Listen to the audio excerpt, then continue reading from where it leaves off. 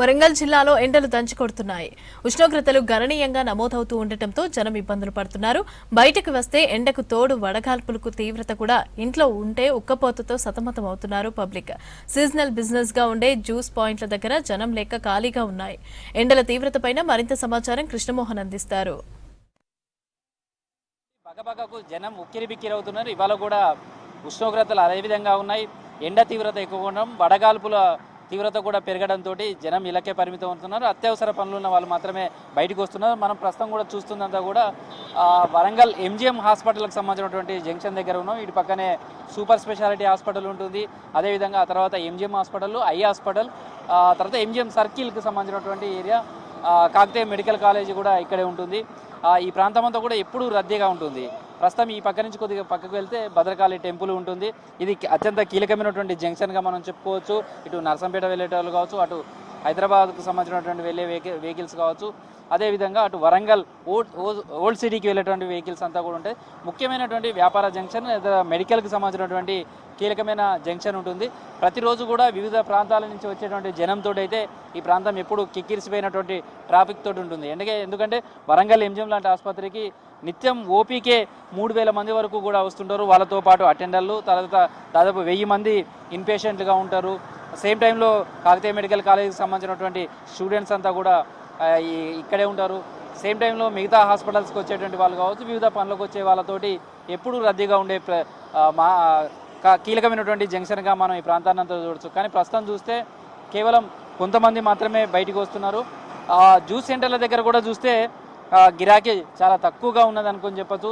ఎందుకంటే ఎండ తీవ్రత ఎక్కువగా ఉండడంతో అయితే చిరు వ్యాపారాల మీద చాలా ప్రభావం కనిపిస్తుంది.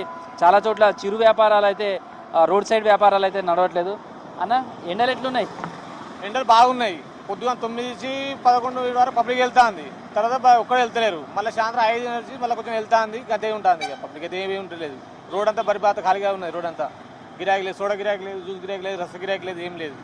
సో జనరల్గా సమ్మర్ సీజన్ వచ్చిందంటే మీ సీజన్, మీ బిజినెస్ ఇదంతా కూడా అసలు ఎండలు కొడితే బాగా వచ్చి తాగుతుంటారు కదా, అసలు బయటకు వస్తున్నారా? తాగుతారు. ఎండ బాగా ఉన్నా సరే బయటకు బాగా వెళ్తలేదు. జర నార్మల్ ఎండ ఉంటే పబ్లిక్ బాగా వెళ్తుంది.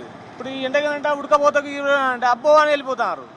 అప్పుడు ఇవన్నీ చెట్లు నీడ ఉండండి, చెట్లు లేవు. మెయిన్ చెట్లు తీసేసిన వరకే ఎండలు మాత్రం. ఇప్పుడు ఎందుకంటే చెట్టు నీడ ఉంటే చాలా మంది ఆగి మాట్లాడి తిమ్మన్నది ఆగిపోయేది. ఇప్పుడు కేసీఆర్ చేపట్టి అన్ని చెట్లన్నీ పోయినాయి. ఇప్పుడు రోడ్ల మీద చెట్లు ఒక చెట్టు లేదు, నీడ లేదు, ఏం లేదు. ఓన్లీ చెట్టు ఉంటేనే ఏదైనా నీడ ఉంటే పబ్లిక్ ఆగుతుంది. ఎన్ని సంవత్సరాలు చేస్తున్నామన్నా ఈ బిజినెస్? ఈ మధ్య కాలంలో ఈ ఇయర్ ఎట్లా ఉంది? లాస్ట్ ఇయర్ తోటి పోలిస్తే గిరాకీ కావాలి. ఇది బాగుందండి. ఈసారి ఎండ బాగున్నది.